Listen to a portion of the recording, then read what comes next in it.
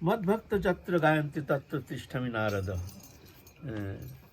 मेरा भक्त जहाँ मेरे गुणानुवाद करते हैं, कीर्तन करते हैं,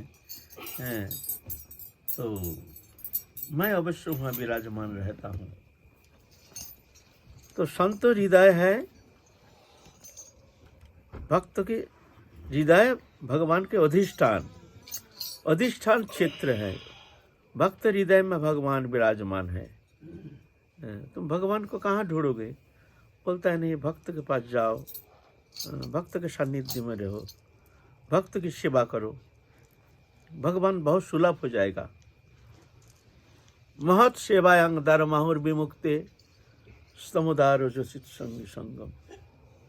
महत पुरुष की सेवा, महत पुरुष के सानिध्य, महत पुरुष के संपर्क, ये मुक्ति का द्वार है।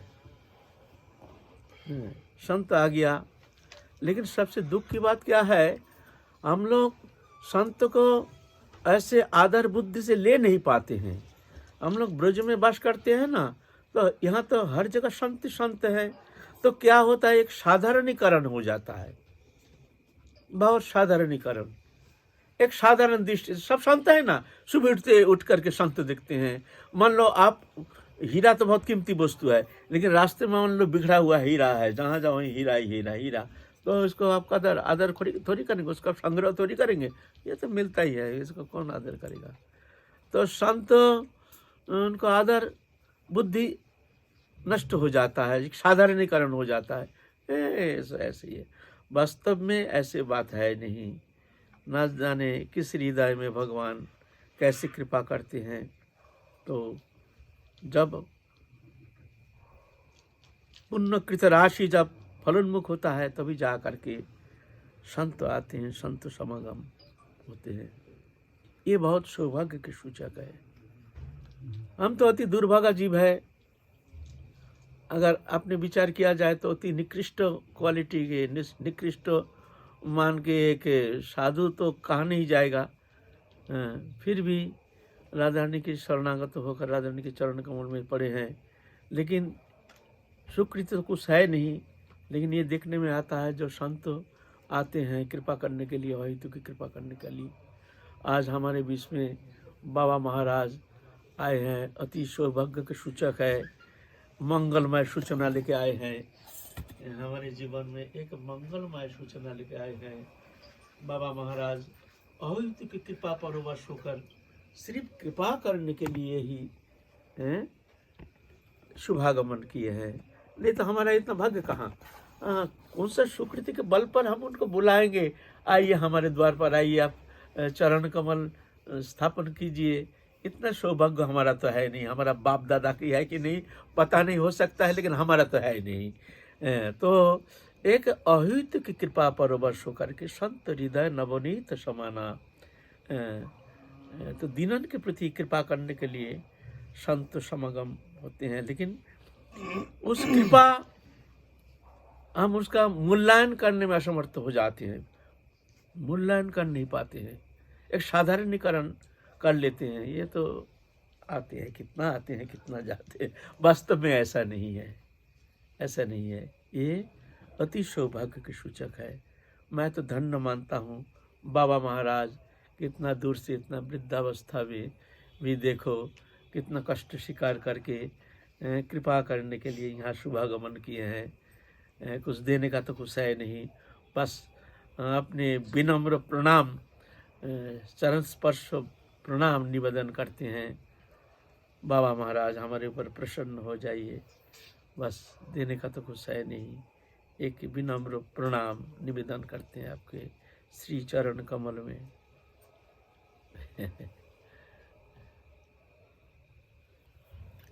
बाबा कुछ बोलो। नहीं बाबा, मैं क्या बोलूँ, आज कुछ बोलो। नहीं आप सुनाइए। हैं? मैं क्या बोलूँ आपके सामने। हैं?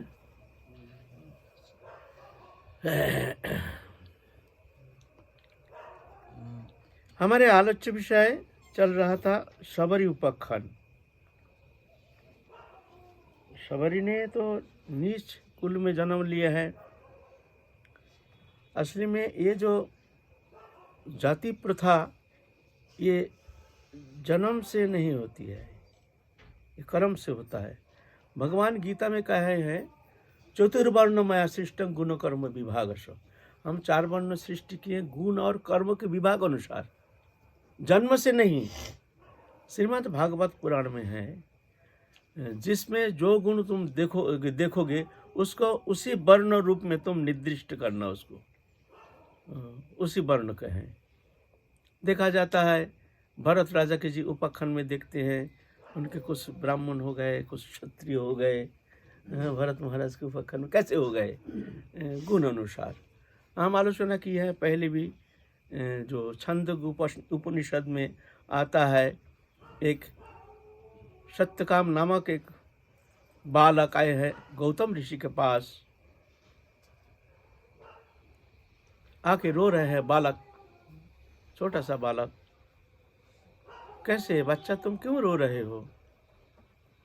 नहीं महाराज, हम आपके चरण सान्निध्य में आए हैं, आपसे वेद अध्ययन करने के लिए, हमको वेद शिक्षा प्रदान कीजिए। तो पहले से ऐसे होता है, ब्राह्मण कुलोद्भव होना जरूरी था, ब्राह्मण संस्कार होना चाहिए, जरूरी था। बिना ब्राह्मण संस्कार का समदम तपस्या शौच क्षान्त्यार्जुमेव च ब्रह्मचर्य अहिंसा च ब्रह्म कर्म स्वभावजम। ये गुण जिनमें है वो ब्राह्मण, ये गुण नहीं है तो वो ब्राह्मण कहा नहीं जाएगा, वो वेद अध्ययन करने का उसका अधिकार नहीं था। तो पहले तो गुरुगृह में जाते थे तो गुरुजी उनके परीक्षण करते थे, जो उसके अंदर ये ब्राह्मणोचित जो सद्गुण 12 गुण उनमें है कि नहीं। तब देखते थे कि ना ये इसमें गुण है, तो जाके उसको वेद अध्ययन करने का अधिकार प्रदान करते थे। तो सत्यकाम गए हैं, हम वेद अध्ययन करना चाहते हैं, तो बोलते हैं तुम्हारा पितृ परिचय बताओ, तुम्हारे पितृ परिचय बताओ, तुम कौन कुलोद्भव हो? तो रो रो के कहते हैं प्रभु हमारे पितृ परिचय अज्ञात है, मेरी माँ ने हमको कुमारी अवस्था में प्राप्त किए हैं, मेरी माँ ने हमको कुमारी अवस्था में प्राप्त किए हैं, हमारे पितृ परिचय अज्ञात है। और वेद अध्ययन का इतना आग्रह, और कोई पितृ परिचय है नहीं, ये तो सबसे नीच कुलोद्भव होना चाहिए ना। गौतम ऋषि ध्यानमग्न हो गए, कहते हैं तुम ब्राह्मण कुलोद्भव हो, वेद में तुम्हारा अधिकार है। कैसे निर्णय लिए हैं? ना मातृ कलंक के ऊपर कोई कलंक नहीं है,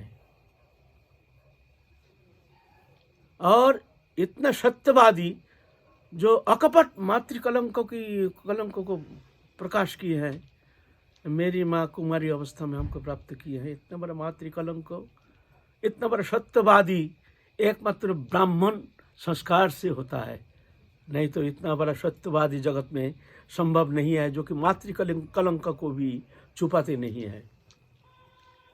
सत्यवादिता देख करके निर्णय लिए हैं, ये ब्राह्मण कुलोद्भव हो तुम, और वेद में इतना आग्रह, इतनी रुचि। तो पहले ऐसे निर्णय लिया जाता था। जाति प्रथा पहले से जन्मजात नहीं था, फिर भी एक प्राधान्यता दी जाती थी। जो ब्राह्मण कुल में जन्म लेते हैं उसको प्राधान्यता तो है ही है, लेकिन अगर ये 12 गुण उनमें है नहीं तो जाके उनकी श्रेष्ठता शास्त्रों ने प्रदान नहीं किए हैं। विप्राण दिशर गुण अरविंद नाम पदारविंद विमुखात सपचंग वरिष्ठम। न मे प्रिय चतुर्वेदी मद्भक्त सपच प्रिय तस्मै दियं तद्ग्राह्यं सच पूज्य जताज्यम।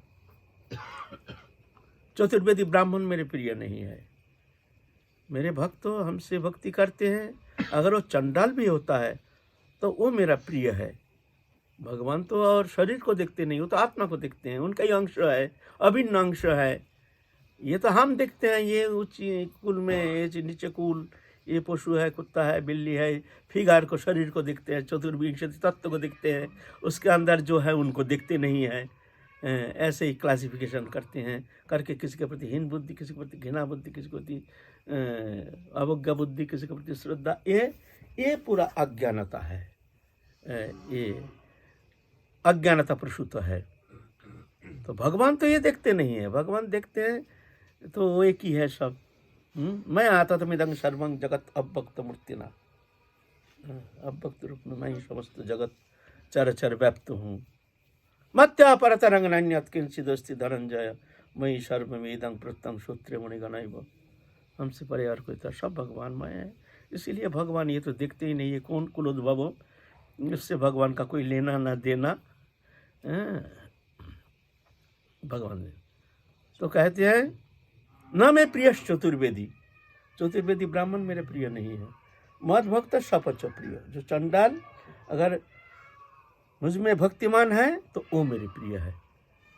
तुमको कुछ दान करने का इच्छा होती है, तस्मै द्यं, उनको प्रदान, उनको दो, वो दान के पात्र है। भक्त, वो भक्त दान के पात्र है। तत् ग्राह्यम, अगर तुमको ग्रहण करने का इच्छा होती है तो उनके हाथ से तुम ग्रहण करो, वो सबसे पवित्र है। सच पूज्य जता हम, वो पूजनीय कैसे, जैसे मैं तुम्हारे पास पूजनीय हूँ वैसे पूजनीय हूँ, है ना। शास्त्र तो ऐसे कितना प्रमाण है। इसीलिए खैर जन्मजात जो है उसको तो सम्मान तो करना ही चाहिए, ये तो जरूर, ऐसे नहीं जो जाति से जन्मजात ब्राह्मण है तो हमारे लिए तो आदरणीय, ये तो सही बात है। हम तो ये विचार नहीं करेंगे ये कौन क्या संस्कार संपन्न है, इससे हमारा कोई लेना नहीं देना नहीं, हम तो उनको सम्मान करेंगे ही। लेकिन वो ये ना समझे कि मैं ब्राह्मण हूँ बस मैं श्रेष्ठ हूँ, ये ना समझे, ये ना समझे जो मैं ब्राह्मण हूँ मैं श्रेष्ठ हूँ। उनके लिए ये विचार, हमारे लिए क्या विचार, न हमारे पूजनीय है ब्राह्मण कुलोद्भव। हमको ये देखना नहीं है उनमें द्वादश गुण है कि नहीं, इससे हमारा कोई लेना देना नहीं। हमको तो सम्मान करना है, हमको तो पूजा करना है, हमको तो श्रद्धा करनी है। ये हमारे लिए भक्ति वर्धक है, ऐसा होना चाहिए। मैं कह रहा हूँ तो निरपेक्ष होकर के, लेकिन ऐसा नहीं है ना। तो सबरी मातंग ऋषि ने देखा इसके अंदर बहुत सारे गुण हैं, इतना भक्ति है, इतना श्रद्धा है, सब छोड़ छाड़ के जंगल में रहती है। इसकी भावना कितना निर्मल है, रात्रि का अंधकार में आकर के झाड़ू लगाती है, साफ सुथरा करके रखती है, दया आई मन में। उनको मंत्र प्रदान किए, राम मंत्र प्रदान किए और वर भी दिए हैं। सबरी तुम चिंता नहीं करना, तुम इस जंगल छोड़ के तुम जाना नहीं, रामचंद्र जी तुमको दर्शन देंगे, तुम दर्शन प्राप्त करोगे रामचंद्र जी के, तुम भजन करो। तो सबरी जी तो गुरु आज्ञा बलवान मान करके जंगल में हो रहते हैं, और रात के अंधकार में साधु सन्यासी जो रहते हैं उनके आंगन को झाड़ू लगाते हैं, रास्ता झाड़ू लगाते हैं, लकड़ी बिन बिन के उनके द्वार पर रख के आते हैं। कोई जानते नहीं है कौन सेवा कर रही है। सब संत जितना थे सब जान गए हैं कि निष्कुल कुलोद्भव एक चंडाल कन्या को मंत्र प्रदान किया है। उस समय ऐसे निषिद्ध था, निज जाति को दीक्षा मंत्र प्रदान करना निषिद्ध था। अभी तो समय का परिवर्तन आ गया है, अभी तो ये परिवर्तन लाना जरूरी है। संप्रदाय विशेष नहीं, सबको हमको अपनाना है, अपना मान करके सबके साथ एकता बुद्धि, नहीं तो भारी विघटन हो जाएगा, बहुत हानिकारक हो जाएगा हमारे सनातन धर्म के लिए, हमारे भारत के लिए, सब भारतीय सनातन सभ्यता संस्कृति के लिए एक विघातक हो जाएगा। एक विभेदपंथी मनोभाव ये विघटन का कारण बन जाएगा, उसका भारी कीमत चुकाना पड़ेगा हिंदू धर्म को। अभी समय आ गया, सबको साथ लेना है।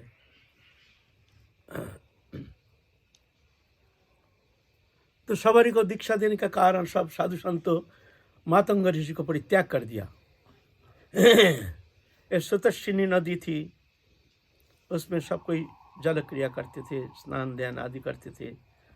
सबरी को देखा एक दिन वो स्नान कर रही है, अरे अरे अरे अरे ये चंडल कन्या ये नदी को स्पर्श कर दिए तो अपवित्र हो गया। खबरदार तू कभी ये नदी में तू नहाई तो अपवित्र कर दी तो हो गया संत अपराध, पानी लाल हो गया, कीड़ा पड़ गया। तो संतों लोग क्या सोच रहे हैं, ये सबरी स्नान करने के कारण ही ऐसे पानी ऐसा दूषित हो गया, ऐसे अपराध हो गया। संत अपराध तो सिर्फ जाति से होती नहीं है, ये तो जो भगवत भक्त है, कोई भी भक्त कैसे भी हो, उनके पास कोई अपराध होने से भक्ति का बाधक हो जाएगा। हंति निंदन्ति वैदेष्टि वैष्णवनमयी नंदति क्रुद्धति जाति न हर्षं दर्शने पतनानि षट्। ये 6 प्रकार वैष्णव अपराध भजन में विघातक हो जाता है। हंति प्रहार करने से, निंदन्ति निंदा करने से, वैदेष्टि मन में देश करने से, वैष्णव अनभिनंदति वैष्णव को, साधु को, वैष्णव माने संत माने वैष्णव, जो भगवान विष्णु के उपासक है वो सभी वैष्णव है ना। काम क्रोध विहीना जो हिंसा दंभ विवर्जिता लोभ मोह विहीनाश्च ते गयो वैष्णव जना। वैष्णव का परिभाषा ऐसा नहीं जो तिलक कंठी देखा तो वही वैष्णव है, ऐसा बात है नहीं, ऐसा बात है नहीं। वैष्णवता काम क्रोध विहीना जो हिंसा दंभ विवर्जिता लोभ मोह विहीनाश्च ते गयो वैष्णव जना, उसको तुम वैष्णव जानना। इस तरह से ऐसे महत्पुरुष के पास कोई अपराध हो जाता है तो भजन में विघ्न आ जाएगा, भजन छूट जाएगा, है ना। वैदेष्टि वैष्णव नद्यति क्रुद्धते, वैष्णव के प्रति क्रोध प्रकाश करने से, बोलते हैं कोनो संत के प्रति, कोनो महानुभाव के प्रति अगर कोई अपराध हो जाए, क्रोध प्रकाश किया जाए तो उसका 12 साल का भजन तत्क्षणात नष्ट हो जाता है। महत अवज्ञा, महत कौन है?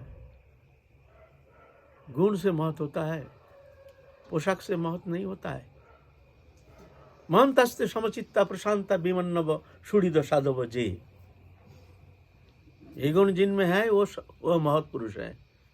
वो पोशाक से होगा नहीं, पोशाक तो एक लक्षण है, लेकिन वो गुण रहना चाहिए। एक स्वरूप लक्षण, एक तटस्थ लक्षण।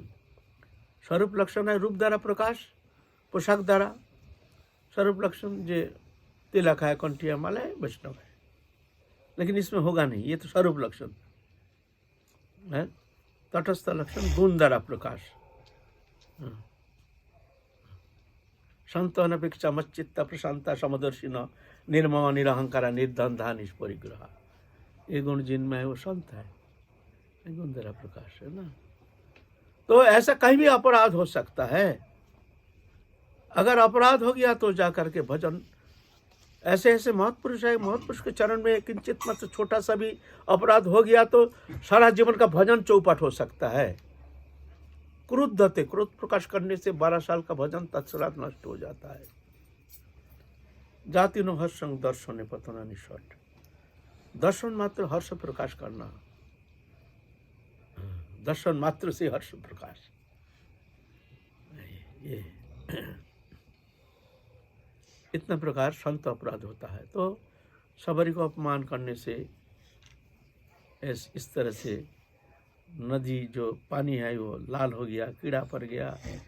सबरी तो भजन कर रही है। अब मातंग ऋषि अल्प दिन में ही शरीर त्याग कर नित्य धाम चले गए, पधार गए।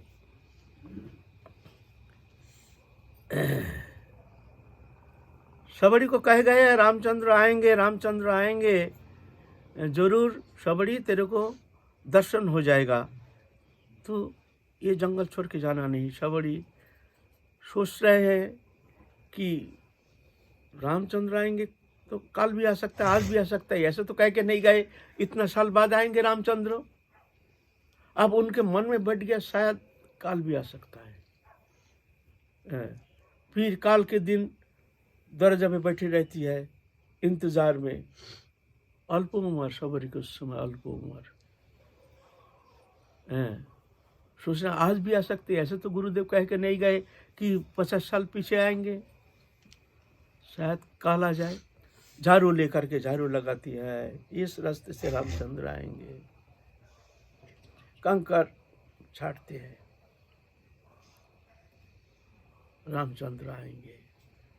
फिर ठंडी पानी लेकर रखते हैं गर्मी मौसम में। रामचंद्र आएंगे तो क्या खिलाएंगे उनको, क्या पिलाएंगे, तो ठंडी पानी पिलाएंगे। कोमल पत्ता तोड़ तोड़ के आसन बनाती है, और राम गुणगान करती है। और बीच बीच में देखती है अभी आ रहे होंगे शायद। कभी कभी मन तो ऐसा होता है शायद आते होंगे, थोड़ा आगे चल के देखो शायद आते होंगे। और मुख में वही सीताराम सीताराम सीताराम सीताराम सीताराम सीताराम। ऐसे करते करते करते करते पहले श्रद्धा, साधु संग, भजन भजन क्रिया, अनर्थ निवृत्ति, निष्ठा, रुचि, आसक्ति, भाव, प्रेम स्टेज है ना, तो अनर्थ निवृत्ति हो गई है। ऐसे सीताराम एकांत में रह करके राम नाम कर रहे हैं यार। अखंड राम चिंतन, काम तो कुछ है नहीं। सुबह से बैठ करके वह दरवाजे के पास बैठी रहती है, बेड़ बिन करके खाती है। वहाँ जो मीठी मीठी बेड़ है, सोचते हैं इतना सुंदर मीठी बेड़, ये रामचंद्र है तो उनको देंगे, झोली में भर के रखती है। यार दरवाजे के पास बैठ करके ये रामचंद्र आ रहे होंगे शायद। मन चंचल हो जाता है, चल चल आगे बढ़ के थोड़ा चल के देखूं आते होंगे। बहुत दूर चली जाती है, संध्या हो जाती है, भीड़ होती है। हाँ राम तुम तो आ जाए नहीं, हम तो तुम्हारे इंतजार में बैठे हैं, तुम तो। फिर मन को सांत्वना देते हैं, नहीं नहीं काल आ जाएंगे, आज तो आया नहीं, काल जरूर आ जाएंगे। बस इंतजार में बैठी रहती है। ऐसा करते करते अनर्थ निवृत्ति, फिर निष्ठा, ये स्टेज पार करके रुचि के स्टेज पे पहुंच गई। आप अखंड नाम, अखंड चिंतन, पलक के लिए भी नाम छूटता नहीं है, पलक के लिए भी राम चिंतन से अलग नहीं होते हैं, काम तो कुछ नहीं।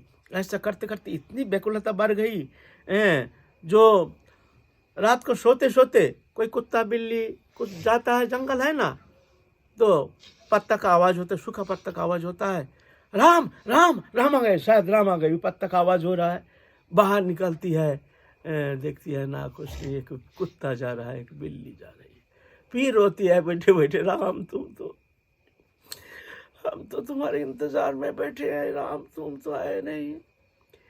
फिर मन को समझाती है आज नहीं आई है, काल आएंगे जरूर। ऐसा करते करते करते करते रुचि के बाद आसक्ति। आसक्ति स्टेज का लक्षण है, आसक्ति स्टेज का लक्षण है। जैसे हम लोग भगवत चिंतन करने का प्रयास करते हैं, लेकिन मन भाग जाता है, दिल्ली बम्बई कहाँ कहाँ भाग जाता है। फिर मन को खींच करके ला करके भगवत चिंतन में लगाने के लिए चेष्टा करते हैं, नाम जप करते हैं, जप में इधर उधर का चिंतन आता है। हम जैसे साधक के लिए, आप जैसे नहीं, हम जैसे कनिष्ठ अधिकारी की बात कह रहे हैं। ऐसा मत सोचिए हम और किसी को हम कह रहे हैं, मैं अपनी बात कह रहा हूँ। लेकिन आसक्ति दशा में मन स्वाभाविक भगवत चरण में लग जाता है, और भगवत चरण से खींच करके लाना पड़ता है। विषय संसार विषयक चिंतन करने के लिए खींच करके लाना पड़ता है, फिर मन भाग जाता है ऑटोमेटिक। जैसे हमारे मन विषय में लग जाता है बिना चेष्टा से, लेकिन आसक्ति दशा में मन स्वाभाविक भगवत चरण में लग जाता है। वहाँ से देहोदैहिक वस्तु पदार्थ विषय चिंतन के लिए खींच के लाना पड़ेगा, फिर भाग जाता है, ऑटोमेटिक भाग जाता है। कोई आया, कोई बात करने के लिए आया, हाँ हाँ क्या आप कह रहे हैं, आप क्या कह रहे हैं, हाँ हाँ करते करते फिर भाग गया, मन लग गया, खो गया। प्रसाद पाते पाते पारे पारे बस खो गया, मुंह में रह गया, प्रसाद रह गया, चबाना भूल गया, मन वहाँ लग गया एकदम। बड़ी सुंदर स्थिति। ये आसक्ति, ये भी निरापद भूमि नहीं, ये साधन अवस्था, साधन भक्ति दशा। ऐसे ऐसी स्थिति आ गई, आप भाग दौड़ धीरे धीरे बंद हो गया, आप अंतर्मना हो गई, ये हो जाती है। फिर अंतर्दशा में रामचंद्र राम आए हैं, स्फूर्ति दशा। फिर इस स्थिति में जाकर के स्फूर्ति होती है, ध्रुवानुस्मृति। उस दशा में भगवत चिंतन एकदम जैसे सत्य ही, चिंतन नहीं, जैसे सत्य सत्य ही हम दिख रहे हैं अपने इष्ट को, इष्ट के साथ हमने ऐसे ही व्यवहार कर रहे हैं भाव दशा में। फिर उसके ऊपर स्थिति आ जाती है भाव दशा। भाव दशा में कुछ लक्षण बताए हैं। कांति अवर्त कालोत्तंग विरक्ति मन शून्यता अशबद्ध समुत्कंठा नाम गण सदा रुचि आसक्ति तद गुण खन प्रीति तद वसति स्थले। एक है गुण जो भाव दशा में, साधन भक्ति, भाव भक्ति, फिर प्रेम भक्ति। भक्ति रूप वृक्ष की तीन अवस्था। साधन भक्ति दशा में फूल खिला है, फूल से फल थोड़ा आया है, कच्चा छोटा सा फल। फिर भाव भक्ति दशा में परिपक्वता आ गई है, थोड़ा रंग आ गया है लेकिन कच्चा है। और प्रेम भक्ति दशा में पक करके पेड़ से अलग हो जाता है, गिर जाता है। प्रेम भक्ति दशा में, प्रेम भक्ति दशा में साक्षात दर्शन प्राप्त करते हैं साधक, उनके जड़ चेतन ग्रंथि खुल जाता है। इसी को कहते हैं निरापद भूमि। जिस भूमि में जाने से फिर कभी लौटना नहीं पड़ता। ये भक्ति मार्ग का चलन ऐसी है, और ज्ञान मार्ग का वो भी अलग अलग है। जहाँ जाके फिर जीव को संसार बंधन दशा प्राप्त होना संभव नहीं है, जड़ चेतन ग्रंथि खुल जाता है, उसको कहते हैं निरापद भूमि। फिर और भय नहीं, निरापद। तो भाव भक्ति दशा सबरी का आ गई। कभी कभी देव स्मृति होती है, भूख लगती है, 2-4 दिन पीछे पीछे जा करके बैर वैर कुछ खा लेती है, फिर आके आश्रम में बैठ जाती है। फिर चिंतन में तल्लीनता, तन्मयता, ये सब खांति। खांति माने चित्त विक्षेप के बहुत सारे कारण रहते हुए भी चित्त विक्षेप ना होना। चित्त विक्षेप का बहुत सारे कारण है। किसी ने कुछ डंडा मार दिया, लाठी मार दिया, कुछ गाली दे दिया, हमारे घर में आग लग गया, ये सब चित्त विक्षेप का कारण है। लेकिन कारण कुछ विक्षेप होता नहीं है, क्योंकि उनकी अंतःकरण की स्थिति ऐसे अवस्था में आ जाती है जहाँ जाके उसका कुछ फर्क नहीं पड़ता है। अवर्त कालोत्तम, एक पल के लिए भी समय वृथा नहीं जाती है। अखंड तोइल धारावत भगवत चिंतन कर कह रहे हैं। ये तो छोटी मुख में बड़ी बड़ी बात, लेकिन क्या करें, लालसा तो है, स्थिति तो है नहीं, बहुत पीछे पड़े हुए हैं। लोभ तो लालसा तो है, क्या करें। अब सबकी कृपा हो जाएगी तो शायद कभी आप लोगों की कृपा के बल पर शायद पहुंच जाए उस स्थिति में। विरक्ति, विरक्ति माने देह दैहिक समस्त वस्तु पदार्थ के प्रति अनासक्ति।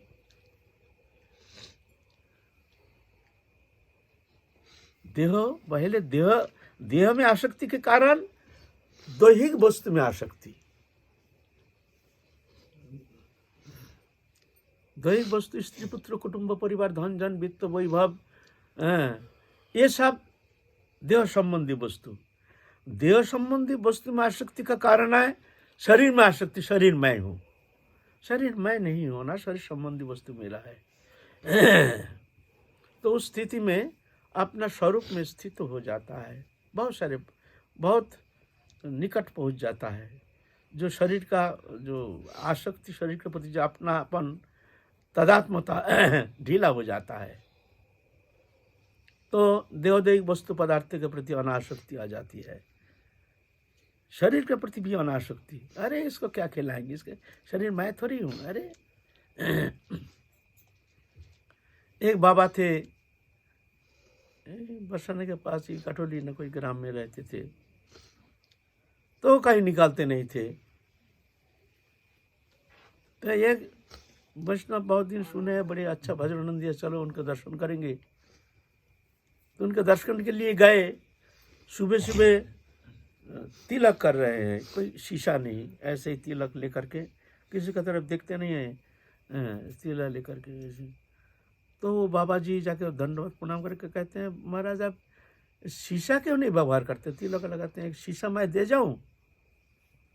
तो बहुत नाराज हो गया।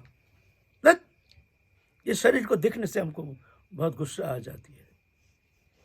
हमारे शरीर के प्रति इतना अनासक्ति, शरीर मैं नहीं, तो अब न जब अनासक्ति होगी।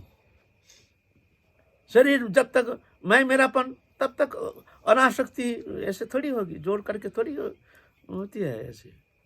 शरीर मैं नहीं, ये बोध जितना तीव्रतम होगा उतना ही शरीर के प्रति आदर बुद्धि हट जाएगी। ये प्रक्रिया है। मुंह में बोलने से कुछ काम नहीं होगा। मुंह में लाख कहो शरीर मैं नहीं, शरीर संबंधी वस्तु मेरा नहीं, कुछ होता नहीं है, इसमें कुछ फर्क नहीं पड़ता है। स्वरूप में स्थिति जो गुरु जो प्रदान किए हैं। वास्तव तो मैं शरीर नहीं, शरीर संबंधी वस्तु मेरा नहीं, ये तो सत्य है। लेकिन बोध कहाँ है? तो सत्य, लेकिन बोध कहाँ, वो स्थिति कहाँ, प्रवेश कहाँ? ये तो जड़ है। बंधन क्या है? मैं मेरा, मैं शरीर मेरा, शरीर संबंधी वस्तु। मुक्ति क्या? तू तेरा। सब तू, अरे ये घट में भी तू, सब तेरा, तू और तेरा। ये बोध हो गया तो हो गया, काम बन गया, तुम्हारा साधन हो जाएगा साधन। लेकिन कहने से क्या होता? हम तो कह रहे हैं, हमारा तो बहुत पीछे पड़े हुए हैं, क्या करेंगे? समझ रहे हैं लेकिन बोध नहीं हो रहा, पहुँच नहीं क्या करें? तो सबरी के ऐसे स्थिति आ गई, अब अंतरदशा में पहुँच गई। खंत या व्रत करतंग विरक्ति, ये विरक्ति है, इसको कहते हैं विरक्ति। मान शून्यता, जब शरीर मैं नहीं, शरीर संबंधी वस्तु मेरा नहीं, तो सम्मान किसका? सम्मान तो अहंकार है। हमको बहुत सम्मान किया, ये तो अहंकार वाचक शब्द है। हमारे सम्मान अपमान क्या है? इससे अतीत हूं मैं, न मेरा कोई सम्मान है ना मेरा कोई अपमान है। जिसको जितना सम्मान बोध, उसको उतना अपमान बोध। हमारे अंदर कितना अहंकार है ये हम कैसे जानेंगे? न तुमको सम्मान बोध कितना, अपमान बोध कितना, ये परिचय है। इसके द्वारा तुम जान जाओगे तुम्हारे अंदर अहंकार कितना है। मान शून्यता है, इसलिए मान शून्यता। निर्माण मोहाजित संग दोषा दत्त मित्ता विनिमित्त कामा दंधरि व्यंकट सुगत सुंगर सुगत सुगंध गच्छन्त मूढ़ा पदम अव्ययम तत्। निर्माण मोह, मान शून्यता, ये सम्मान बोध बहुत विघातक हो जाता है कभी कभी। हम लोग सम्मान बोध इतना प्रबल है, किसी ने कुछ कह दिया, अपमान सूचक कोई शब्द कह दिया, उसको इतना जा करके हमारे अंतःकरण में इतना हमको कष्ट देता है, कभी कभी हम सहन नहीं कर पाते। ये अज्ञानता है। तो ऐसे स्थिति में पहुंच गई है सबड़ी। आप तन्मय हो करके रामचंद्र के लीला में, चिंतन में एकदम लीन हो गई है। मन ही मन में देखते हैं रामचंद्र जी आए हैं, आसन प्रदान किए हैं, उनको खिला रहे हैं, उनको आदर कर रहे हैं, और सुधारा बहा करके उनके चरण को धौत कर रहे हैं। ऐसे स्फूर्ति दशा है, ये दशा बहुत स्पृहणीय है। इस स्थिति में साधक शांति प्राप्त करते हैं, थोड़ा सा मन को विक्षेप से मुक्त होकर के स्थिर निश्चल अवस्था में पहुँचते हैं। अच्छा हम लोग काल चलेंगे फिर। आज तो ये थोड़ा बाकी है, आज समय भी कम है। बाबा बहुत दूर से आए हैं हमको कृपा करने के लिए। फिर काल चलेंगे हम लोग।